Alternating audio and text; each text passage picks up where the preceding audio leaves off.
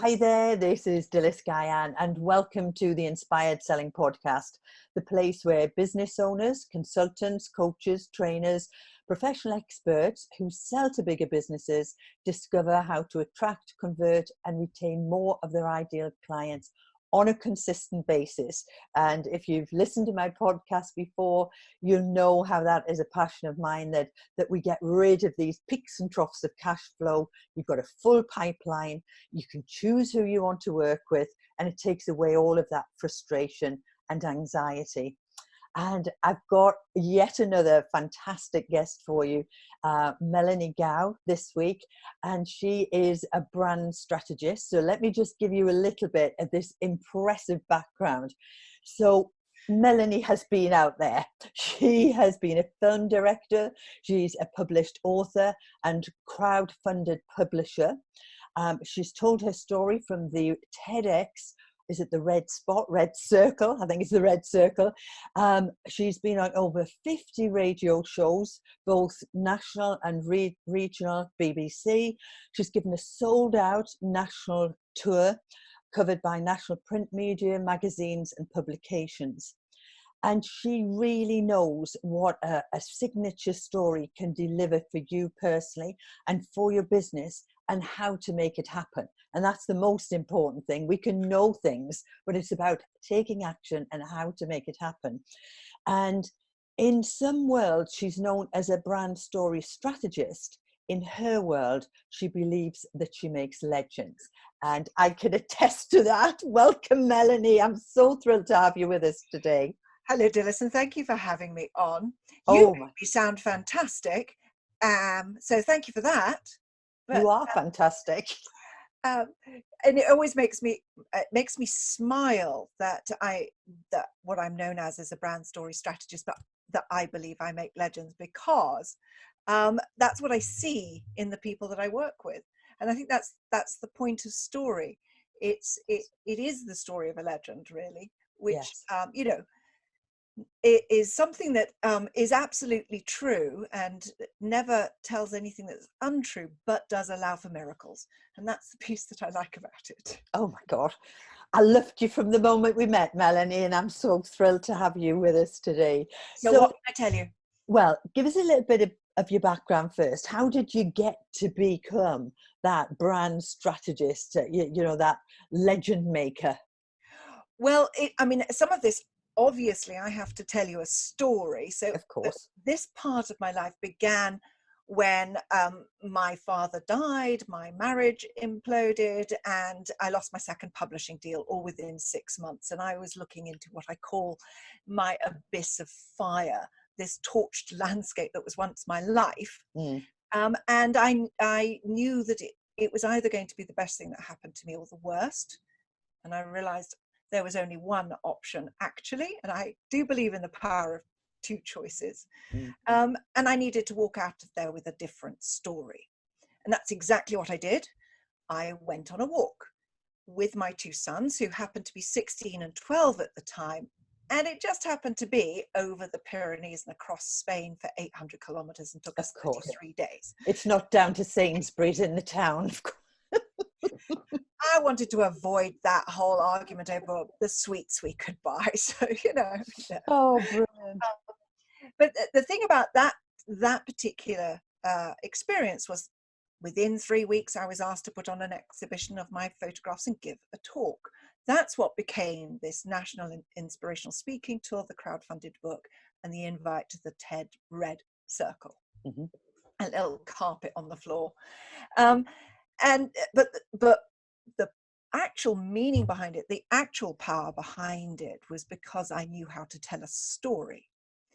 There are 18,000 people who walk that walk every single day. And every one of us, is overwhelmed by the experience and wants to tell the world about it and believes they're going to write a book and they're going to do a video pass and it's going to go viral and they're going to make a film. And on my second day, that was me. And I had this other little voice in my head saying, yeah, but, you do really know the entertainment industry and the publishing world. And, everybody thinks that. And for 33 days, I heard that in my head. And on that last day, I heard myself go, yes, but you know how this works. Yes. And so that actually was proven true with what happened is that, yes, I was invited, but had I not known how to tell that story, not known how to land it with an audience and connect and not make my story stand out, if I'd not known how to make my story stand out, I would still be invisible. Mm. The fact that I did is what made the difference. And that's literally how I managed to harness the power of story to create this extraordinary exposure. And I had learned my storytelling skills, as you mentioned, in what I call the real world of movies, during the rise of the Weinstein era. So, tough crowd. And then my first son was ill. And I ended up having to choose between, shall I make movies or shall I save his life? So I kind of stayed home to save his life. But the story we were being told by the medical profession was that he was going to be a chronic sufferer for 16 years. And somehow we turned that around. And the thing that made sense for me was to turn that into a book, a story of what happened and how what we had done had saved his life, so that other people could benefit from it. And that became published. So I began to build up this evidence that the power of story has this genuine power to leverage us up to another level or onto a global stage.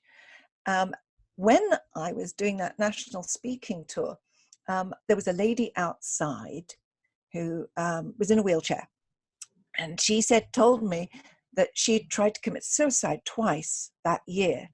So I knew that she knew this world was not for sissies. So when she said to me that she wanted what I had, I was a little bit mystified. I didn't understand what she meant.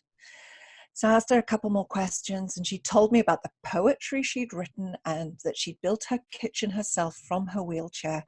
And she repeated, "I want what you have." And it was then that I understood. She wanted just to matter. Mm. There I was up on the stage telling my story with audiences, and here she was with poetry and an incredible story of building her kitchen from her wheelchair and invisible. And I looked at her and I said, we all want to matter, but you have to make your story matter. Mm. That's how I ended up becoming a brand story strategist, when I realized that I could inspire people, but in actual fact, I had the ability to influence people into action that would make a difference into their lives. And this power that I had was something I could teach and pass on. So that's how I ended up as a brand story strategist. But as I say, I believe I make legends. Excellent. I love that. And the other thing that's really sort of stood out for me there is helping people to take the action. Yes. Because it's all very well knowing something. It's taking that action. And when that lady said, "I want what you've got," she could learn all of the elements of it, but she had to have that inspiration and motivation to implement it. And that's what I think I love most about you, Melanie, that you've got that ability to kind of people to understand that and feel that energy from you, to think, yes, I can do this. Well, I think that's why we resonate so much, isn't it, Dilys? Because this is literally what you stand for, and this is what you encourage people. But I remember there's a quote by Toni Morrison. She's a beautiful writer, and she's talking about a bigger picture, but she's saying freeing yourself is one thing, claiming ownership of that freedom is another. And so yes, when we know our story, the next step is to get out there and tell it, go into action with it. Yeah. But the interesting thing about stories is they're things we create with our minds, little templates that allow us to make decisions quicker and make choices and make meaning of new experiences based on past ones. So we use all those three parts: functional psychology, neocortex, limbic brain, reptilian, those three together create templates that we can then make choices on, and they create them as stories. And we create templates, whether it's a good one or a bad one, hence why we hold ourselves back with old stories and that. But every time we do create a template, we actually get a dopamine rush. So when you can unpick all of your templates and reconfigure them, put them back together again as a template that makes sense of who you are, what you do, and why, imagine the dopamine rush for that one. That's what makes us feel so unstoppable, is suddenly our whole life makes sense. Yes. That's what I love about Brand Story, is that it's the story that supports who you are, what you do, and why, which are the three things that every brand needs to explain to its clients. Yeah. And I think certainly it was what I used to think. And I know that a lot of my clients and colleagues and so on have this misconception about the brand story. It seems mystical. And it's like, right, so I've got my story. Okay, I've got my story. But is the brand story not just for the big brands like your Coca-Cola and your Amazons and so on? So just kind of, can you simplify for us, Melanie, how people can understand? You've kind of given us an outline there of the brand story, but how does that fit into our business in terms and take away this sort of myth around the brand story, that it's something that's out there but maybe not for me? So the interesting thing, the key about story, and and why wouldn't we just state what we do and why we do it, and why anybody should care, which is the true part we need to answer, is that story does all of that and does the connecting piece, which is always the challenge. So a story is able to create an empathy bridge. It allows the person on the other side to feel, my goodness me, this business gets me, gets my problems, gets what I need. And they're now thinking about themselves and not necessarily you. Now we could say that's just marketing, Mel, talk about pain points and solutions. The thing about story is it allows it to come alive, and it allows it to be, for us to literally relate directly to it. And then there's the extra tiny little piece on top of that, in that it allows us to see the authenticity behind it. Now, authenticity is this lovely word that we've been buzzing around. And I'm sure you're like me, or a little bit like, so what do you mean by authentic? Nobody questions what authenticity means when the business shows up with its story, because now you literally believe why somebody gets into the business, what they're doing, and who they are, because the story is literally how we get to know people. And the thing about authenticity is, the research says it's a marker for credibility. As soon as we feel somebody's authentic, we give them the credibility. We say, yes, they're very credible. And that's very closely followed by trust. So story is the most effective and efficient way and most reliable way of building know, like, and trust, right from the very start. And of course, it's terribly engaging, and people are drawn into it. And there are big stories where the founders are front and center. I think everybody in the world knows Tom's shoes story. Blake Makowski goes to Argentina, to a village where he sees the children have no shoes, returns to America, founds Tom's One for One, buy a pair of shoes, will donate a pair. That story has been at the center of his business forever, and no other story is ever told about it. And yet it's a story, and we know who he is, and we know why he's in the business. I don't know about you, but every time I've ever thought about buying a pair of Toms, I'm like, oh, that makes me feel good. Yes. And it's just, I'm not saying it's just a story, but it's a story. And yes, it has altruism attached to it, but things like, who can I think? I mean, yes, it is.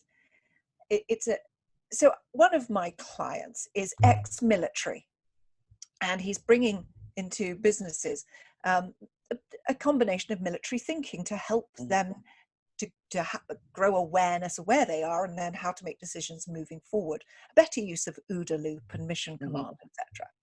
And on the surface, that would be you could just state that. Sounds good. He has some great letters after his name, O, B, and E, and you would think that would be enough. But it's when he tells the story of how he understood the power of the OODA loop, mission command, together. And it's to do with, it is to do with Afghanistan, and it is to do with Helmut region and UDIs and things like that. But when he tells it, he, suddenly becomes full of color. He's completely different to what's standing in front of you. And his credibility goes through the roof. Yeah. You then understand exactly how that person in front of you knows what they know and why it's effective. And I think that it shortens that the journey from getting to know somebody or a business or a service, because story it's literally anthropologically, there's proof that we co-evolved with story. So we're just using the most efficient method of connecting. Yes. But deliberately, strategically. Yes, indeed. And funnily enough, I was speaking this morning at an event, and I'm actually known to be the sales storyteller because I tell stories all the way through. I absolutely love stories. And in fact, and this is an absolute aside, I've got 4 grandchildren that live near to me, and they often stay over, and I say to them still, would you like a story from a book, or would you like a mouth story? And they say, a mouth story, Granny, please, a mouth story. And so I tell them these mouth stories, and they're absolutely enthralled. And that's a great story in itself, right there. And I love your candle story. Sorry? And I love your candle story. Yes, they loved my candle story this morning. And I told the story about my dad, and I tell my story about my daughter and her husband, all around part of the strategy in terms of ideal client. I talked about them setting up their business and how they didn't have their ideal client in the beginning, and they were working for people they didn't like working with, late payers, people who asked for quotes but didn't have the money, jobs that weren't profitable, jobs with people he didn't really like. And once we got ideal client, the business changed, because then it allowed them to get into the shoes and understand the ideal client and be able to speak their language and make their marketing very relevant. And at the end, people say, oh my God, I loved your story. It really made it brought it to life. And I think that's what you're saying, Melanie, isn't it? It's bringing it to life. And the other thing which you've beautifully illustrated there is that we don't remember facts and figures, but we do remember stories. And not only that, we repeat stories. So when you tell one that your ideal client understands, they then are able to remember it. And then they'll tell someone else that story about you. And that's the strategy part of it, is when you're this side, you want to hit that sweet spot between you and your client. Yes. And every time you break that veil, you leave an impression. But from this side, you can actually craft one that you're intentional about, that you know what it's going to do on the other side, what it's hoping to do. And it's, all businesses have to connect. That's what we have to do as human beings, and businesses are not different. Yes, indeed. Yes, indeed. And I think, if, again, going back to this misconception where people go, brand story, well, that's not for me. And it's not that you would necessarily put your brand story into a marketing piece, into an email. I think that's what you're saying, that it would be part of when you're together, or, at a meeting, or you're doing a speaking engagement, or maybe you're speaking to someone at a networking meeting. You're such a smart woman, Dilys. Oh, you're making me blush. This is a question that that my clients are often facing is, once they get this story, what do they do with it? And of course, it boils down to being an about page, but your about page is your most visited page after your homepage, right? It's 56% of visitors to a website go to the homepage. And that is where you're going to, find out the chemistry between you and the business, and where you can establish credibility, and where you can let your clients know that you get them. But actually, the genius of brand story is that your brand should become as easy as conversation, because we talk all the time, and we should be networking. And frankly, I end up telling mine in the queue for getting my coffee. And yesterday, I managed to sell my business to the barista on the other side, and he's going to take one of my programs, and that's. So I'm at a space, but it's more like it's once you can talk about your brand in a story, it means that it's as easy as conversation. And that's when you are on a train, or you are in the networking, or even a parent teacher meeting, and somebody says, what do you do? And we all shrink at that point and go, I've got a title and I do it for this company and it's a job. Whereas in actual fact, if you can say, well, in my world, in some worlds, what I do is called a brand story strategist, but in my world, I believe I make legends. It immediately brings people forward, and they're like, Yes. hey, what does that mean? What does that do? Oh my God, that sounds fascinating. I'd love to be a legend. Can you make me a legend? Yes. And it starts a conversation, and I should then be able to tell the story of who I am, what I do, and why, in a way that doesn't sound it sounds natural. Yes. Yes. And it's just a conversation. And you're going to shorten the sales cycles if you can talk about your brand in a way that engages. And I've got an example actually from yesterday. I took an existing client out for lunch, and it was lovely. We were just having this really nice, casual friendship kind of chat. Done lots of work for them, and I'm hoping to do lots more in the future. But she started talking about how people feel they're not good enough, and there's this imposter syndrome, and some of the people that she's working with have got this in the company and so on. I said, it's funny you should say that. I said, I've got a great story about that. And I told her the story of years and years ago when I had my children, just babies, short of cash. Her first husband was in and out of work and what have you. And I thought, what can I do? And I decided I would learn to type thesis for students, and I could do it at home and still look after my babies. And so I went to and enrolled at a private night class and got a really good mark in this with my exam in the typing. Had some students lined up to do this thesis, but a month after I had got my results, I got a letter asking me if I would teach at the night class. And I was like, oh my goodness, how on earth can I do this? I'm not teacher trained or qualified or anything, but it was £15 a session. And then this was back in the 70s. It was like a lot of money, and I was short of money. Talk about having a purpose. Anyway, so I said, yes, I would do it. And I went along to get my leader's guide and all of my guide for how to hire out the typewriters and everything. And so they said, there's your thing for all of your admin. There's your leader's guide for the typing. Lovely, lovely. And I'm really excited. And she said, and here's your leader's guide for the shorthand. I said, I didn't do the shorthand. I said, I just did the typing. She said, you'd be great. This is honest truth. You'd be great. And my mind, right. And my mind went, gosh, if I say I can't do the shorthand, they might not let me do the typing. So I'll say yes.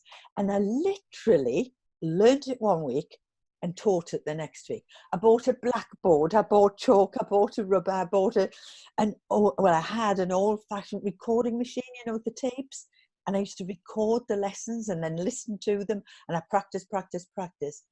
And so I was sharing this story with this lady yesterday that I had out to lunch, and she went, that's exactly what I need for my people.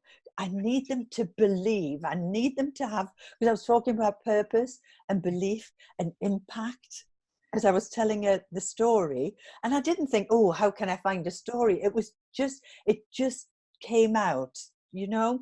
Yes. And she went, that's just exactly. And so we went down another route, and there's going to be another opportunity to be able to do some work around belief, about purpose, about not feeling like an imposter, you know. So am I on the right track here in Oh, terms and of... I was just going to say, the wonderful thing about story is how quickly it reframes things for us. Yes. Yeah. So, we could take week-long courses, or weeks of courses on reframing and neuro-linguistic programming and things like this. But story is, like you have demonstrated throughout our conversation right now, has been the way that you could illustrate a point you wanted to make, that you get somebody immersed in a story to think in a different way.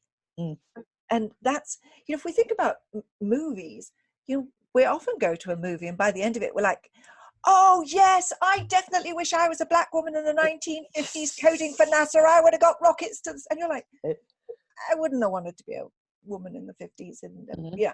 And this is what stories do. They reframe. They allow us to believe in possibility.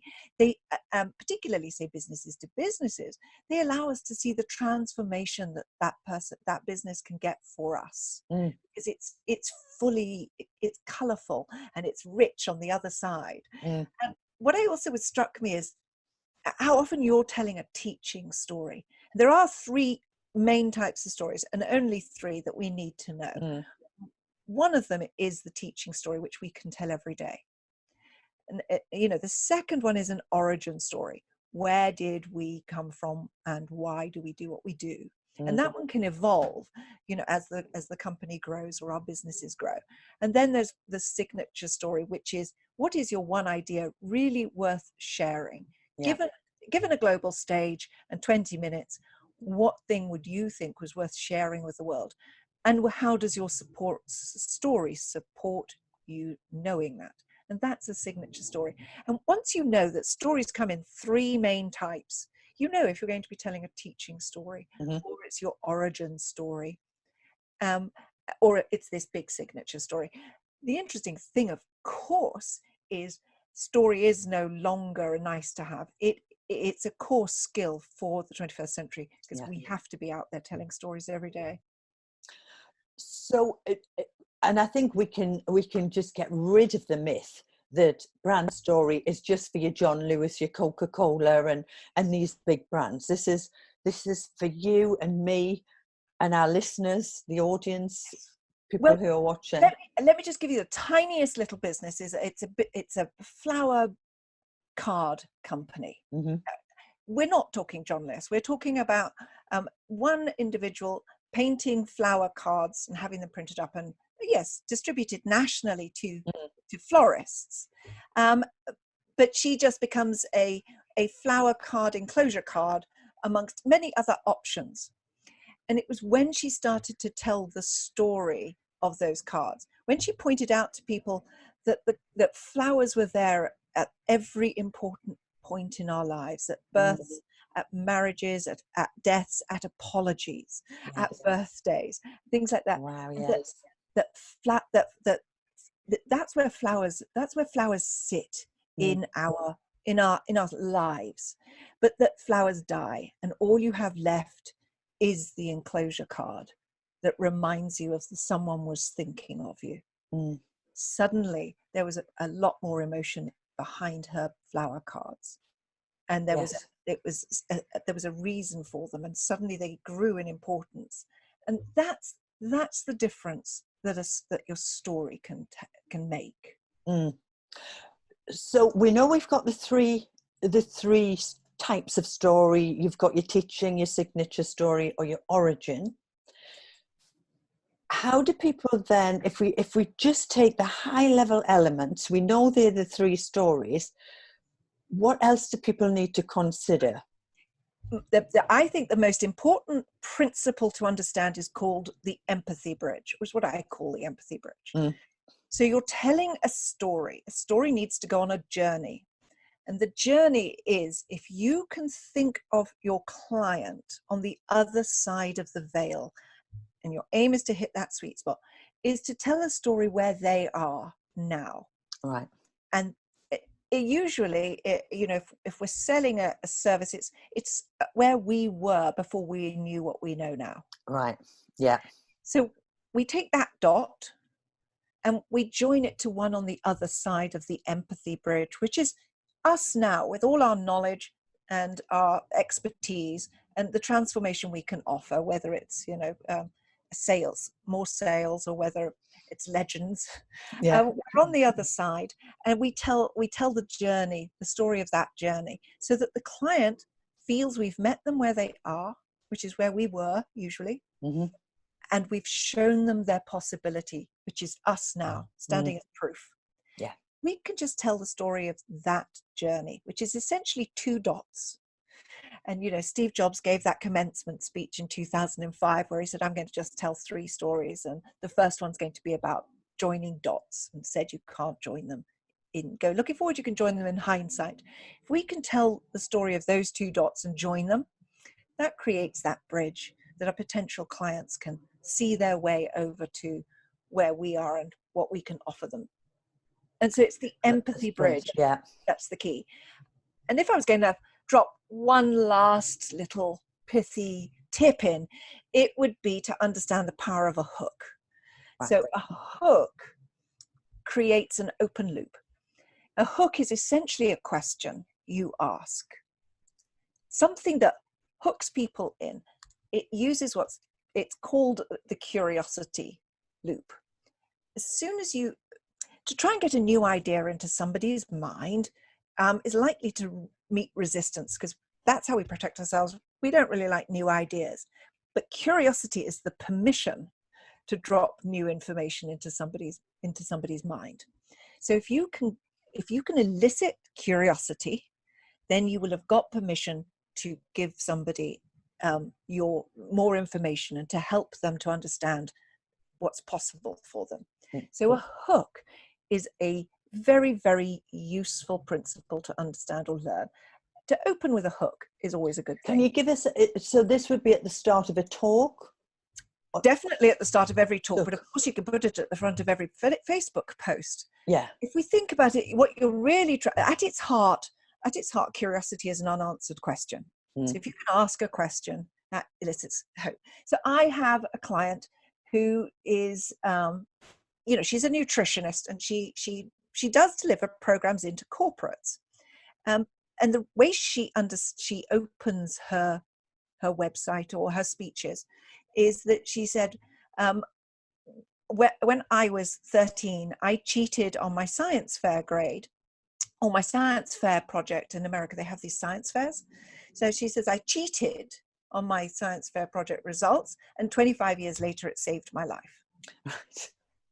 And immediately, there's lots of curiosity in there. Mm-hmm. She cheated at school. Then it saved her life. How did it save her life?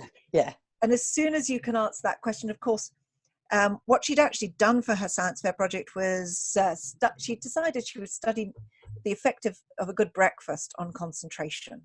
And she'd done a week where she'd eaten breakfast and gone to school, and a week where she didn't. And actually, she had no discernible results, no discernible differences, but she knew she should. So she cheated the results and said she'd been able to concentrate better on the day she'd eaten breakfast.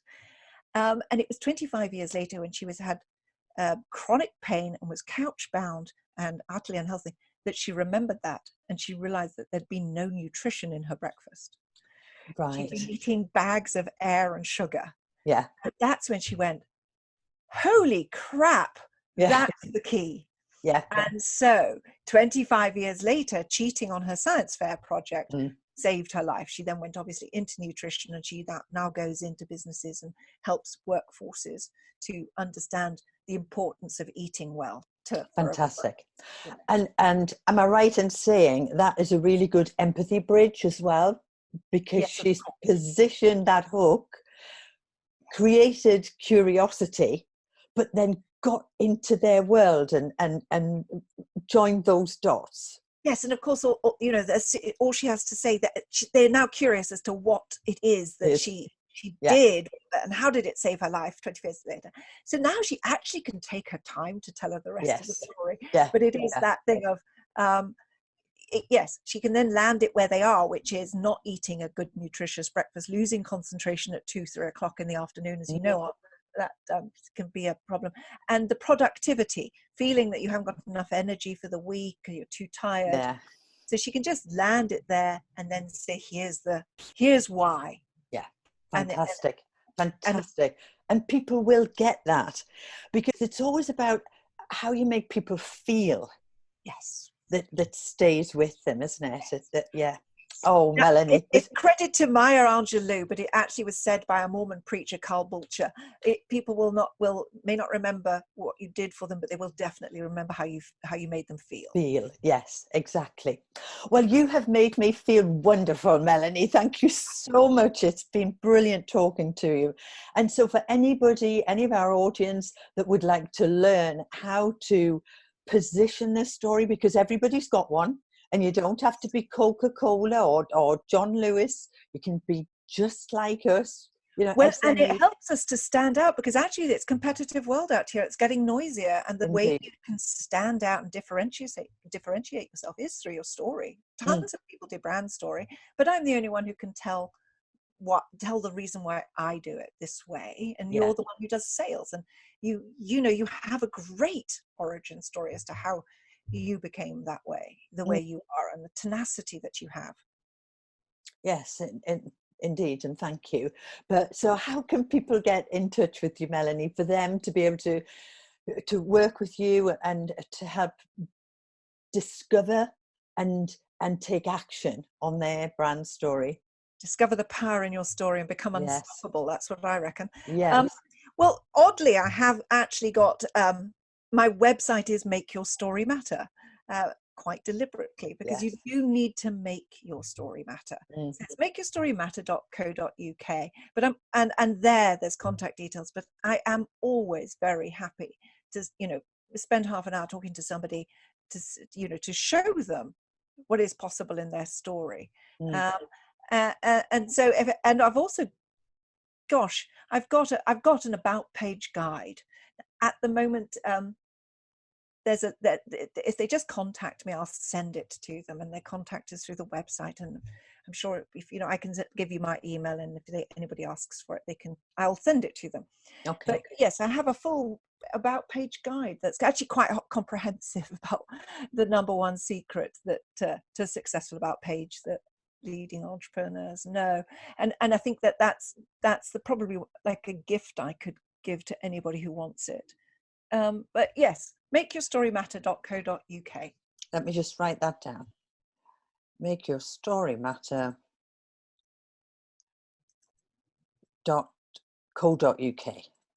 Fantastic. And so is there a download, or do they just get in touch with you and ask for this about page guide? Yes, there's one of those pop-up boxes, but if that's tedious, there's contact details. Somebody wants to speak directly to me, I'm a real human being. I know. And it's Melanie Gao. They can connect with you on LinkedIn, and that's Melanie with an A, MELA. MELANIE, and then Gao is like wow, but with a G. Yes, indeed. Melanie, thank you so much. It's been an absolute pleasure talking to you, and I know that my audience will have benefited greatly from hearing your insights. So look forward to seeing you soon. Look very forward to seeing you, and thank you so much for having me on. You're welcome. Bye for now. Bye. Wasn't that fabulous? So let me just have a look at my notes and recap some of the key things that or key takeaways certainly that I got from Melanie. So your 3 stories, a teaching story, a signature story, or an origin story. And really what resonated with me was this empathy bridge, so that you tell the story where they are now, so that you're really connecting with them, to create that element of trust and credibility. And she also talked about that hook and that open loop. And she shared that really great story about the nutritionist, who cheated in an exam and so on, and then moved on to be able to present what she does. And I also loved that story about the lady who made the cards with the flowers and then told a story around that in terms of how we use flowers. She's great, Melanie. So please, if you're interested in finding out more, go to her website, makeyourstorymatter.co.uk, and get in touch and ask for that guide or framework for an about page. And if you want to work with her, you've got the opportunities to be able to do that too. So thank you for joining me on this podcast, the Inspired Selling Podcast. Remember, I also have a free Facebook group called the Inspired Selling Podcast. So please come across and join us. It's a place, with like-minded people, consultants, coaches, professional experts, trainers who sell to bigger businesses or want to. And you can ask questions, you can learn from the things that the insights that I put on there, and also you can become known for what you do, and maybe you could position your brand story there.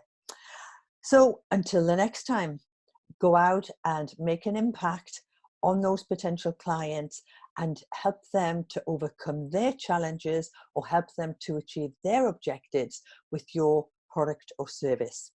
Until the next time, bye for now.